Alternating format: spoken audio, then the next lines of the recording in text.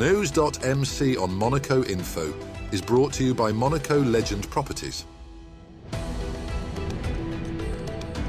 Our exclusive interview with the personalities making the Principality. Hi, my name is Anders Kurten. I'm the CEO of Fraser Yachts. I am originally from Helsinki, Finland, which is where I grew up. And I went to the English School of Helsinki, where the teachers were American Catholic nuns. So hence the slight Midwestern twang in my English, because they were from O'Fallon, Missouri. So I was very familiar with American culture, even though I didn't visit the United States until I was in my mid-20s. I have a Master's of Science from the Swedish School of Economics and Business Administration, also in Helsinki, Finland, and I majored in marketing. I think I was 26 when I graduated, but I graduated late because, funnily enough, I started working when I was 23, 24 for a company building websites, which in the mid-90s was pretty busy. I'm actually reminded of it on a daily basis because the last exam that I had, which, you know, my master's papers actually hinged upon, was part 1 of 4 in French. I should have studied harder. I started to work for a small company, so I was essentially employee number 6. And this was, you know, remember, mid-90s, so Web 1.0, the internet was all new. So we eventually ended up selling that company to a large Finnish publishing house. And then in that same conjunction, I moved to New York, where I spent the following 3.5 years, also working for .coms and a bunch of advertising agencies building early stage websites. My grandfather had a small summer cottage in the southwestern archipelago of Finland, so I was literally carried aboard his sailing boat before I could walk, and I spent most of my childhood summers there. So I learned how to row when I was 4, and as soon as I learned how to swim and learned the obligatory knots that was a prerequisite for my grandfather, I was allowed to take the family powerboat out on my own. So it's been more than a hobby, it's been really a lifestyle. So then as I moved back from New York, I worked for a while for a big multinational consulting company and didn't really particularly enjoy it, to be quite frank with you. So I jumped off the rat race for a while and went to wooden boat building school. And then I spent 2 years actually restoring wooden boats for clients, which was emotionally highly satisfying, but financially slightly less so. And then in the mid-2000s, I was recruited to run a small yard in southern Finland, building semi-custom performance sailing boats. And then it sort of rolled on the nautical path, if you will, ever since then. Fraser is one of the longest serving full-service super yacht services providers. So we do sales brokerage, which is essentially buying and selling the assets for clients. Charter, both charter retail, which, if you will, is selling the dream in bite-sized pieces of a week or 2 weeks or 4 weeks or 6 weeks at a time. We also do charter management, where we help the owner put the asset or the yacht in the charter market and then selling these weeks to all the retail brokers in the marketplace. Then we do what we call super yacht services, which is really yacht management, which simplified, you could say that it's all the aspects of owning the asset that the crew does not take care of. So whether it's safety or technical or regulatory or compliance. And then under the super yacht services, we also have project management, which can be either for a significant refit or for an entirely new build for a client who wishes to engage us on their team to help see the project through from conceptual phase all the way to delivery and commissioning. And then lastly, we offer crew services. So basically the foundational idea is to make super yacht ownership as easy and hassle-free as possible for the owner. And this sort of goes back all the way to 1947, when the company was founded in San Diego by David Fraser, and he had this foundation of integrity, loyalty, and trust, which still pretty much permeates the company values to this day. So I guess in the marketplace, many would consider us as the sort of elder statesman, you know, the cool and calm. Then I think the following important milestone in our history and development was in 2019, when we were acquired by the MarineMax group, which is one of the largest operators in the leisure marine space. So that's pretty much sort of the history. Also, once again, in a nutshell, in the elevator pitch format, if you will, like the Americans would like to say. I think the last 15, 20 years has really been exponential development in what is actually possible, which is great because it goes hand in hand with the essence of the industry, which is we are selling a dream. And in many cases, this is the sort of manifestation of the ultimate personal freedom. And especially as you start building a new yacht for yourself, and if you decide to build a custom yacht, you literally start with an empty page, and only your imagination and the sky is the limit. And this build time journey, as we like to call it, is in many ways also a really rewarding and fulfilling moment, because you have participated in the design process of something that is uniquely tailored for you. And then over the months and years, you can actually see it materialize and come to life, if you will, at the chosen yard. So it's a very, very special moment. In my previous life, running a yard at Baltic Yachts in Finland, we would see gentlemen who generally didn't have a particularly big observable bandwidth of emotion actually moved to tears when the day was finally there, when the boat was launched into the water. So it's an intensely emotional process and a very, very personally rewarding moment for most.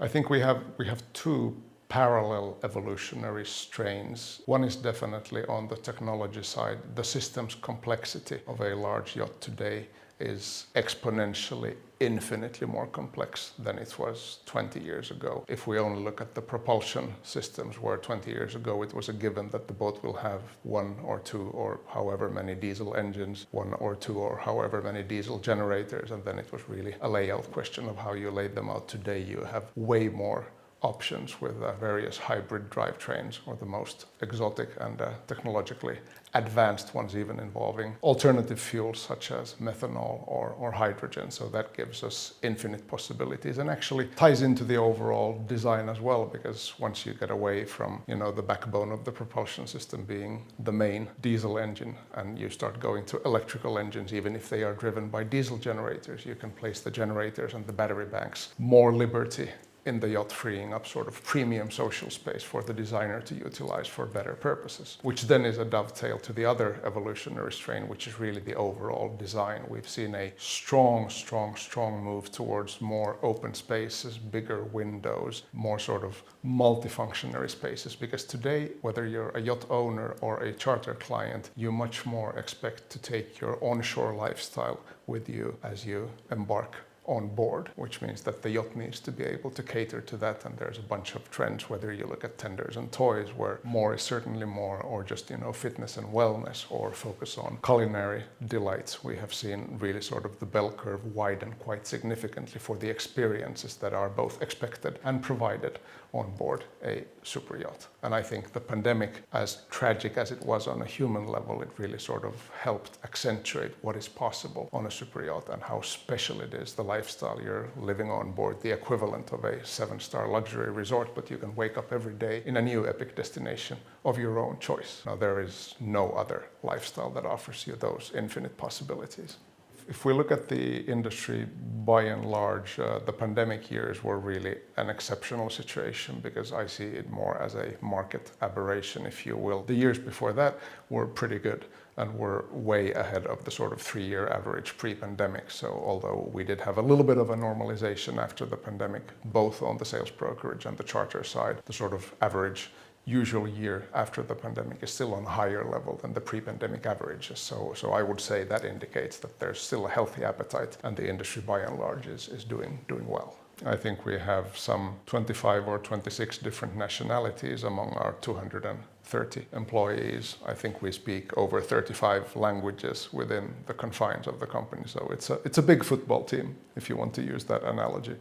My advice to you as a friend would be, consider the return on this investment as mostly an emotional one. But with that being said, if you design the boat right and specifically keep this in mind, it is possible to offset a significant part of operational cost through chartering the boat. Every use case is different. There are yachts that charter extreme amounts, 8-10 weeks in the summer in the Mediterranean and 4 to 6 weeks in the winter, perhaps in the Caribbean. And then there's yachts at the other end of the scale which are fully private, and every permutation that you could think of in between.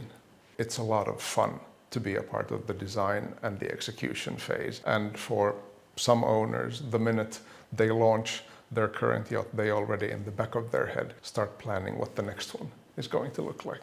It's not the length It's the so-called gross tonnage of the boat, which really represents, to simplify it, the volume of the boat. So you can have a boat that is not so long but that has a huge volume, or then you can have a longer boat that has a small volume, and you'll find that the build price generally correlates much better with the gross tonnage than with the actual length of the yacht. And for the gross tonnage, there are certain sort of rules that are reasonably indicative in this current marketplace. And just to give you an idea, typical fiberglass production boat would probably be gross tonnage wise starting somewhere from 55 to 60,000 per gross ton, whereas a maybe slightly bigger, completely custom built in Northern Europe, we will be pushing 100,000 euros per gross ton. So that gives you a little bit of an idea of the spread in terms of price per unit of super yacht, if you want to think about it that way. Having a yard background, when you actually sort of follow it on a day-to-day basis in production, launch day is always a mixture of feelings. On one hand, you're intensely proud of the achievements that you've managed to accomplish together with your highly skilled team. On the other hand, there's this feeling of maybe almost even sadness, because you realize that this is now, finite. It's the end of this chapter. And as you obviously wish the owner and his family and friends well on their sort of journey together with the yacht that you just delivered, it leaves a little bit of sort of empty. It's not remorse, but there's this sort of hollow feeling until obviously, hopefully, you're fortunate enough to have a good order stock so that you get to start the next project, which will then steer your attention to that. But it's a unique mixture of feelings, which is it's actually hard to describe.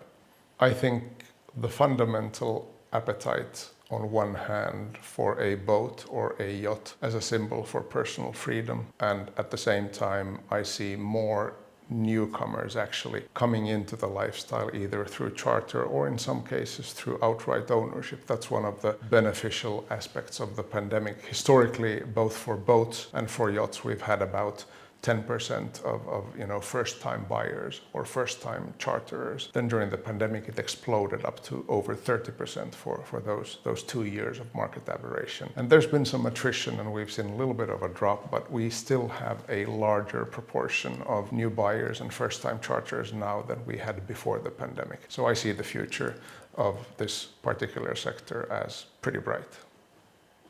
We consider both of them emerging markets. There is some super yacht activity there, but if we look at 30 meters and plus, the volumes are still pretty small. Once again, we come back to the sort of original thought of, for super yachting to really thrive, we need history, culture, infrastructure, and destinations. And that really, even though you make up your mind and decide to sort of invest in it and start developing it, that really takes a minute to develop. One of the newest areas, which is pretty interesting actually, is the Red Sea, where significant investments have been made in recent years in meaningful infrastructure specifically catered to super yachts. And it's a great location. We have quite a big fleet in Greece, and it's actually only half the distance to the northeast corner of the Red Sea from Greece compared to coming to Monaco. And the season is complementary to the Mediterranean summer season, because you can continue the summer season after September. And there's another season starting in the Red Sea, which goes from October all the way into February, March, if you will. So I have hopes for that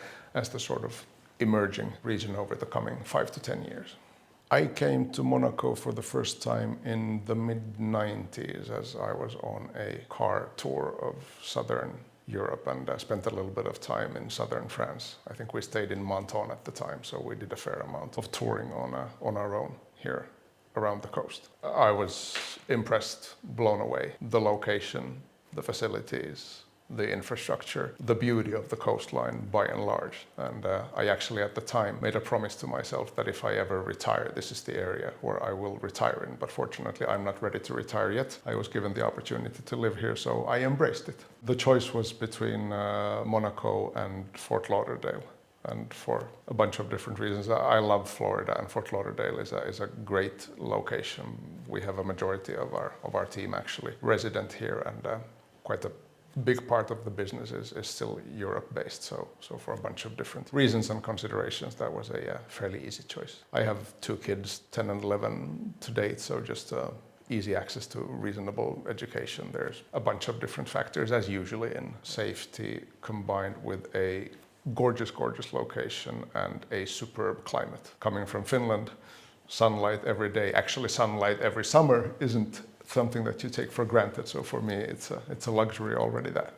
You know, for any kind of hospitality, whether it's for a tour of a yacht in the harbor or just entertaining at a high-end restaurant, you find it all here within a reasonable distance. I think out of all the sort of prime yacht clubs in the world, the clubhouse and the location, I would argue, make it number one in the world. No other club has similar facilities.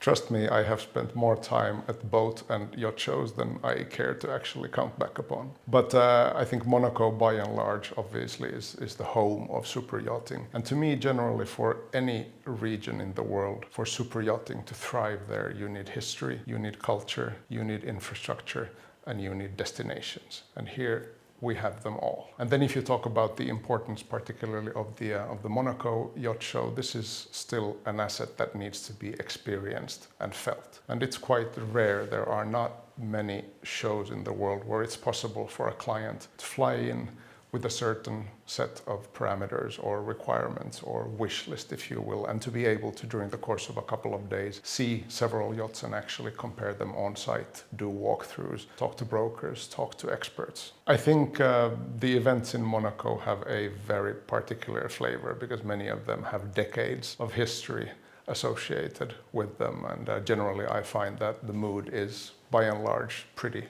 upbeat. It's a good conducive environment for having serious discussions with serious potential buyers and why not sellers. That's all for today. Thank you for watching News.mc, your English rendezvous on Monaco Info. Discover more interviews and stories on our websites, news.mc and monacoinfo.com. This show was brought to you by Monaco Legend Properties.